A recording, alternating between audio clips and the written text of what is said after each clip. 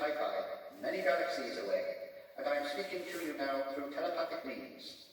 Quite soon, my planet will invade your Earth, but you have no need to fear. Your rulers from the planet Hi-Fi will usher in a golden age when every citizen will have a cool record collection. So watch the skies, Earthlings. When you see the flying saucers above your towns, you will know it is baggy Hi-Fi time.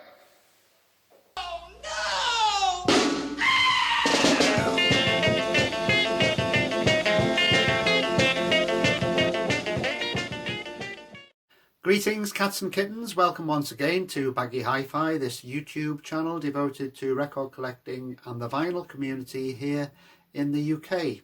Hope you're all keeping well.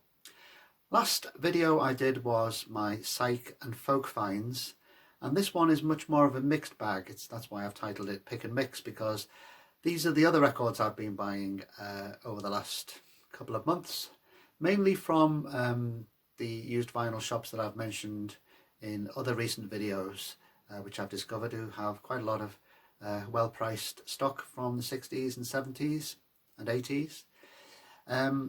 So I've got about 13 records to get through, so I'll dispense with the chit-chat and get on with it. This first batch of records are all from the 1960s, and the first one is by a very well-known group who you will all know, called The Who. But this is the first ever compilation that The Who released, and it's called Direct Hits, and it's from 1968. I guess the most famous greatest hits on vinyl collection by The Who was Meaty Beaty Big and Bouncy, which I think came out in the early 70s, but this, as I've just said, is collects their earlier stuff. It came out in 1968, and it's tracks quite an unusual selection of music by The Who. They're not all hits, some of them are B-sides and some of them are album tracks, so quite a refreshing collection to listen to when you're used to hearing all the hits, which were indeed marvellous. But yeah, on this one there's track Bucket Tea, which I think was a B-side, The Last Time in the City, not terribly well known tracks, but one of my favourites is on here, Mary Ann with a Shaky Hand. I got this in a charity shop. Lucky to find it. It's on Track Records and it's in really good condition. Sounds marvellous. Nice to add to my Who collection. Now I'm going to go a little bit further back with this next album, although it was a compilation released in 1977, and it's a collection of recordings by Hines, protege of Joe Meek. I always thought that Hines, who recorded in the early 60s, wasn't German, but I found out that he was actually German. But Joe Meek wanted to sort of push the German image and asked Hines to dye his hair Aryan blonde. Now, Hines wasn't a great singer, but these are great productions, as you'd imagine, from Joe Meek. So some great ones on here, Just Like Eddie, Three Steps to Heaven, 20 Flight Rock, Country Boy, Cut Across Shorty.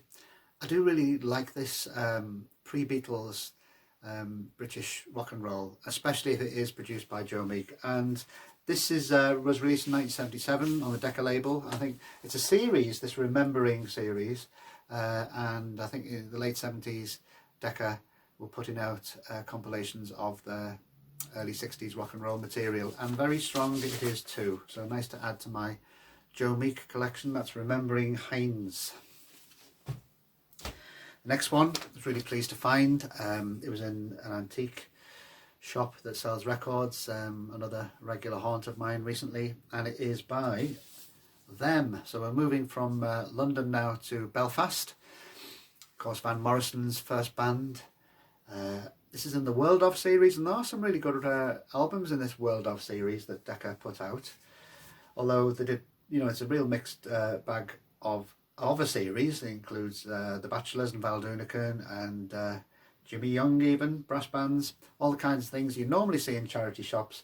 But it's a really strong collection of songs by Them, who became extremely influential in the States and were part of the British invasion, and of course wrote the classic garage rock tune Gloria.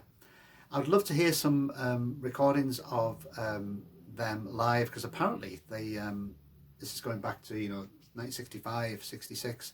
They used to do a 20-minute extended version of Gloria, which must have been amazing.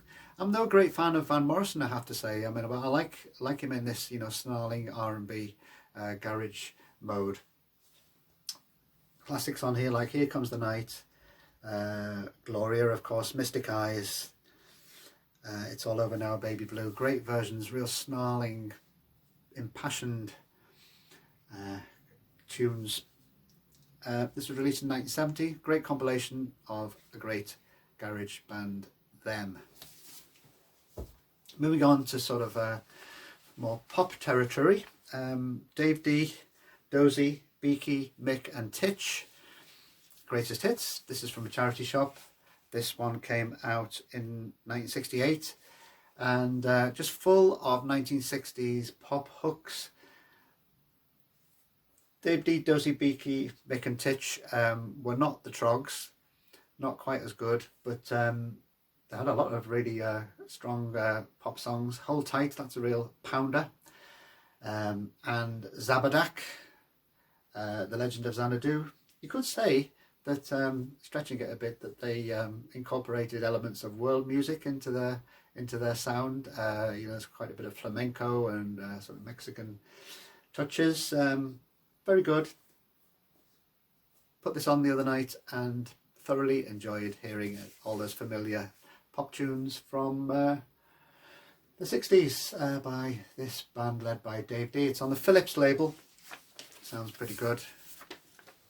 Now moving on to the States now. I've shown Glenn Campbell before, but I've never shown Bobbie Gentry, and I've noticed on the VC recently people talking quite a bit about Bobbie Gentry, and she was a really talented singer, songwriter and musician from Mississippi. I remember as a kid hearing Ode to Billy Joe, that mysterious Southern Gothic tune, and not really understanding what the lyrics were about, but remembering that it was rather chilling. I've heard people talk on the VC recently about a reissue of her concept album, The Delta Suite, which I've not actually heard. But anyway, this one is an album of duets between Bobbie Gentry and Glenn Campbell. And don't they look cool on this cover? I mean, that jumpsuit that Bobbie Gentry's wearing is just amazing, and those silver boots. And Glenn Campbell looks quite cool too, with his Band the Bomb medallion and Chelsea boots. But it's not all about the outfits. This is on Capitol, and apparently this was a gold record in the US. They do have chemistry between them. The vocals do go together very well. They do duet versions of quite a lot of the songs that they recorded solo, including Little Green Apples, Let It Be Me, Gentle on My Mind, My Elusive Dreams, but also nice versions of Scarborough Fair and the Paul Simon song.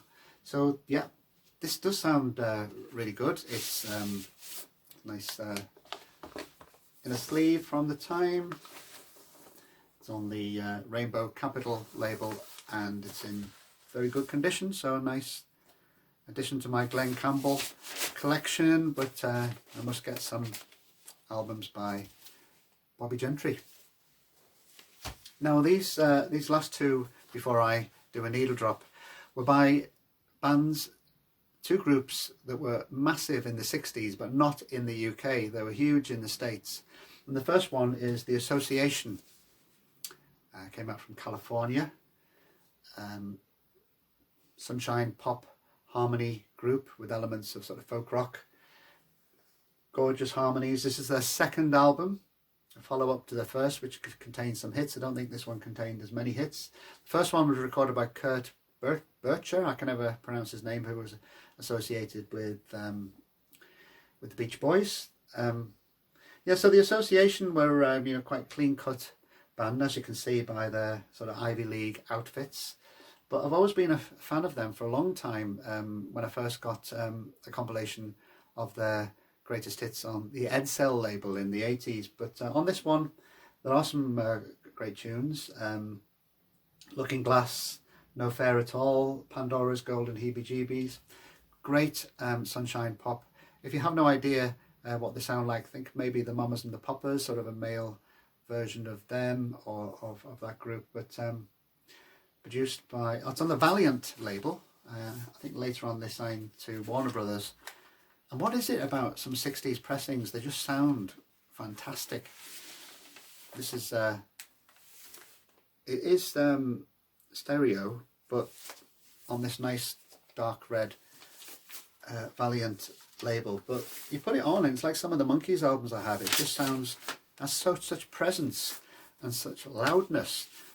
You know, what is it about 60s pressings that they could get right, which they don't always get right now? So yeah, very pleased to find this album by The Association. As I said, a massive group in the States, but didn't really make any impact over here, although they may have had a minor hit with Windy, which you may know. Now this last band, I heard lots of Americans talk about them. They were, I think, a kind of response to the British invasion in the 60s. But they never were, you know, quite as cool as their British counterparts like the Stones or the Animals. But nevertheless, their music is fantastic, and they are Paul Revere and the Raiders. So I was really pleased to find this American copy of Paul Revere and the Raiders' Greatest Hits.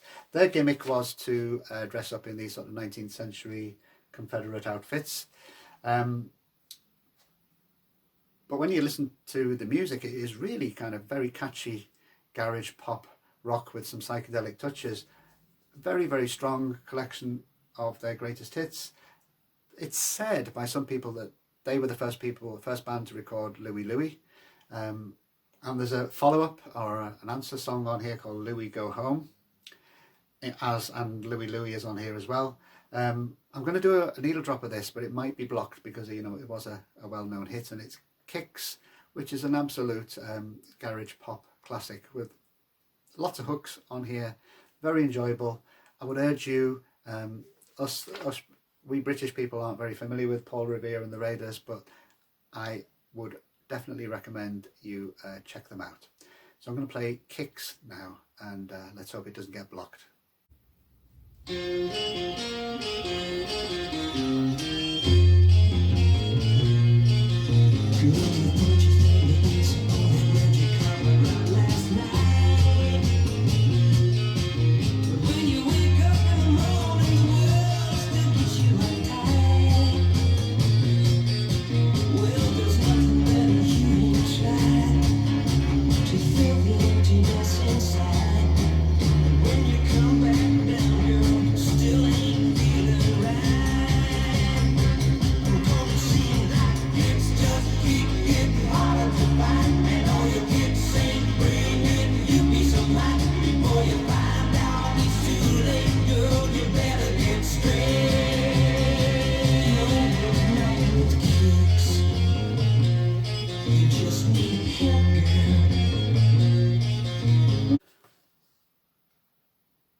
This next batch of records after our little excursion down the alleyways of the 1960s is from the following decade, the 70s. And this first one I'm going to show is by a very well-known San Francisco band, The Grateful Dead. This is a sort of a best of. It's a double album. Came out in 1977. Some quite nice little bit of Rick Griffin lettering going on, but not so keen on the front cover. Yeah, so our best of the Grateful Dead, you might say, really should be a live album. So this is the best songs from their studio albums going back to about 1966. I must say the first side really works well with some of their earlier stuff, and it ends with Truckin'.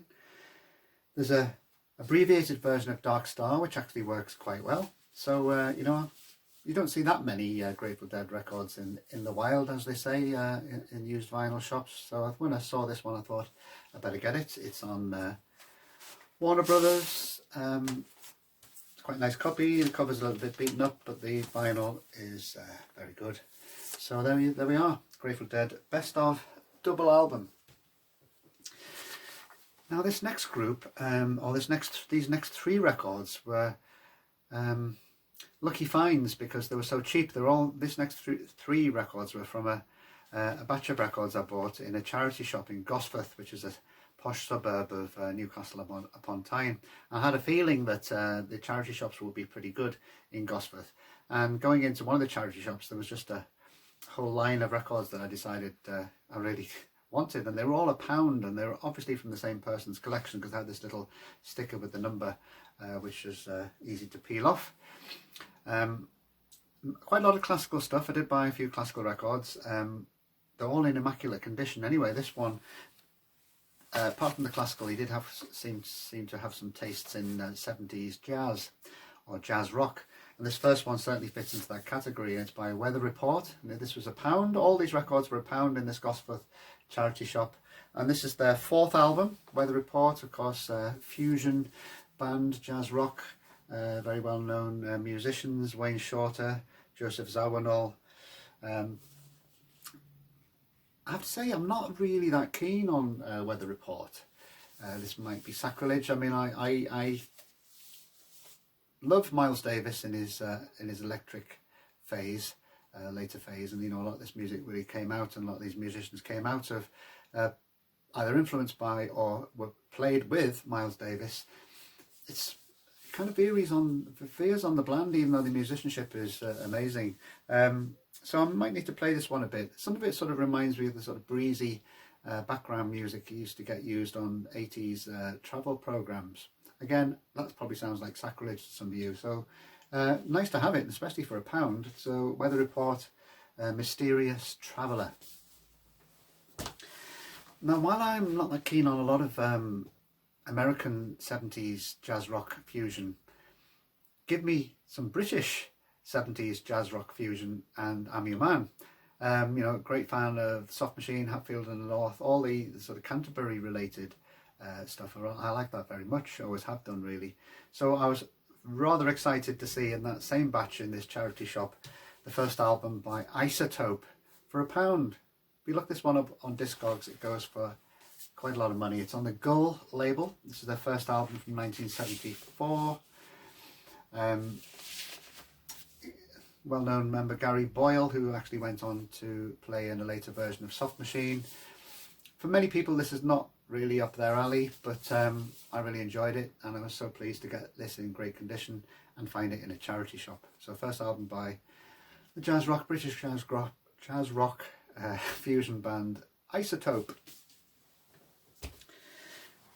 Now this next one was in the same batch, and I thought, I've got to have it. I knew it wasn't his most acclaimed album, but it's by Bo Hansson.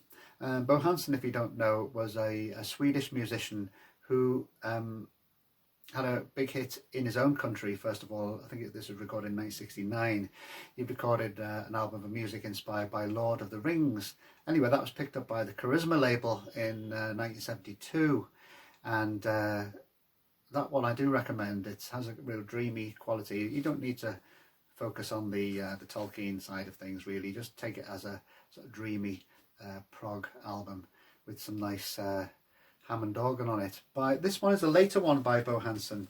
By then, due to the success of the music inspired by Lord of the Rings album, he recorded several other albums inspired by books.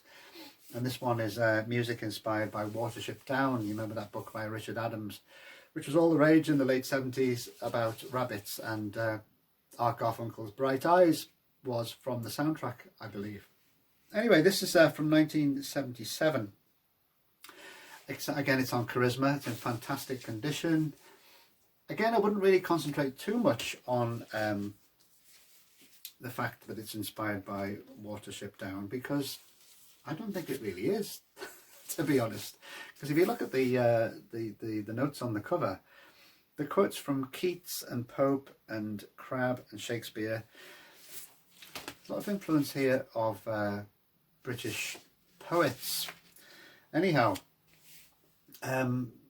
it's a little bit harsher than the gentle sounds of the Lord of the Rings album. I've only played it once. Again, amazing to find it for £1 in such good condition. Bo Hansson's music inspired by Watership Down from 1977. And then finally, another prog record. I was watching Alan, who has a VC channel on here called Static Traveller, which I do recommend you watch. And he was showing, he always shows very interesting and quite obscure records. And he was showing this album by a Dutch prog band called Alcuin. and his description really got me salivating, really, because I do like the thought of, you know, early 70s European prog rock. And I did make a comment at the bottom of his video saying, you know, thanks for showing me the Alcuin, or showing us all the Alcuin album, Mountain Queen. Doubt if I'll ever be able to find a copy. That evening I looked on eBay and found a copy for £1.50. Bought it, expecting it to be in terrible condition, and the vinyl is actually in excellent condition. So I did find it, Alan, so, and I'm very, very pleased, and thanks for the recommendation. So here it is. It's on the Polydor record label from 1973. As I say, a Dutch prog band, Alcuin, mainly instrumental. Strange cover, someone being beaten up on the back here. The cover's a little bit beaten up. As I say, the vinyl is nice. It's on Polydor. I'm going to play a needle drop from it. It's maybe sort of a little bit jazzy, maybe a little bit like some of the instrumental side of Caravan, perhaps. There is some brass on here as well. I don't know how it compares to the rest of Alcuin's discography, but very pleased to have it. So that's the end of this selection, this pick and mix of recent used vinyl finds. Hope you enjoyed it. Hope some of that music interested you. Thanks as ever for all your subscriptions and comments. I do enjoy answering the comments, so please, if you want to make a comment, positive or negative, I will get back to you. It's a Sunday afternoon here, towards the end of October. For a change, the weather's quite sunny. I want to go out for a walk now, so I'm going to finish this video. Thanks for watching. Bye for now.